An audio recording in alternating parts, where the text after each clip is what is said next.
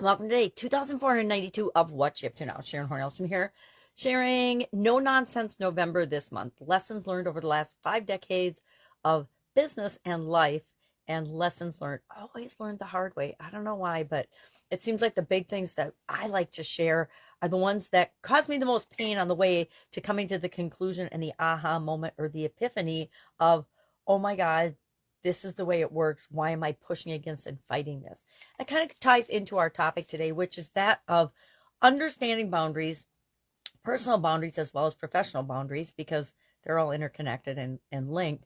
And I had the realization today that when we don't set boundaries, number one, we're not standing up for ourselves, we're not honoring ourselves, we're not taking care of ourselves, we're not being true to ourselves in terms of what is our self-worth. Why do other people deserve to have boundaries, but we don't? Why do other people deserve to have things that they want, but we don't? Well, we absolutely do.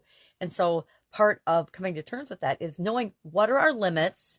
And I guess this is how my distinction today is. Our limits are the point at which we draw the line in the sand. We won't compromise. It's like our core values versus things that are just important to us, or causes that we're interested in versus things that we will, things that we would die for, stand up for and die, things that are that important to us. That's our limit.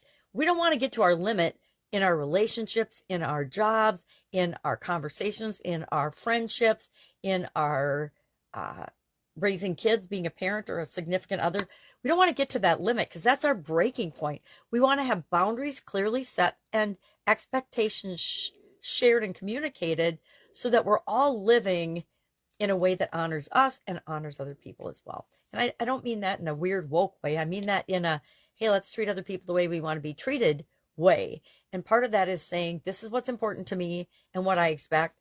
And then listening to that and agreeing with the other person or entity, whatever it might be, that, yeah, that makes sense. That's right. And we can be flexible on our boundaries, but pretty much our limits are our limits, and we're not going to be flexible on them. Think certain types of beliefs that we have that are core to us, core beliefs, core values. Those are things we're not going to bend on. And maybe it's, it's different for each of us. A lot of it's the same, but different for each of us. Things like our family, our religion, our politics. We're not going to change anybody's mind about their religion, their politics, how they feel about their family, how they feel about their creator, whatever, and however they see that to be. So why would we try to cross that boundary, right? That's a limit, not a boundary. And it's really none of our business, right? How I feel about something is none of your business, and how you feel about something is none of my business, unless they butt heads and we have to get along in order to create something in the world that we're trying to create. So I think boundaries are an incredibly powerful topic. I know how powerful they are in our businesses. If you set, and to me, boundaries are expectations. It's clearly communicating, this is where I'm coming from. This is where you're coming from. Where are we going to meet to make this thing work? Whatever the thing might be, whether it's raising kids, you have to have expectations and boundaries set for each of the parents, right? And for in any relationship, we need to know what you will and will not do, what you will and will not tolerate, what you expect, how you expect to be treated, etc. And all of that is about boundaries. And our tool today was setting boundaries workbook. Or boundary setting workbook. I can't remember the author's name. It's a 3-name thing. So I don't even know if it's a male or female. Have not read the book. Just found it today. I'm going to be getting it because I think it's one of those areas that I can always improve in.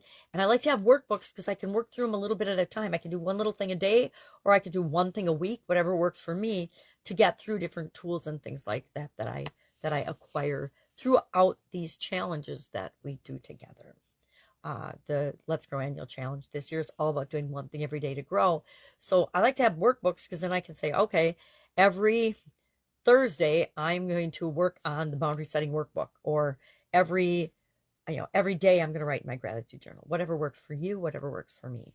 So love to know, as far as this topic goes, boundaries, have you clearly set boundaries in any area of your life, in even your expectations with yourself? I think that's where we need to start and begin, because that's the one we have 100% control over. Where's that limit point, line in the sand that you're not going to cross over? And where's your boundary? Where do you want your boundary to be with respect to different areas and aspects of your life? With respect to how much sleep you get, how much water you drink. These are easy ones, right? What you consume and eat in terms of alcohol, tobacco, things like that.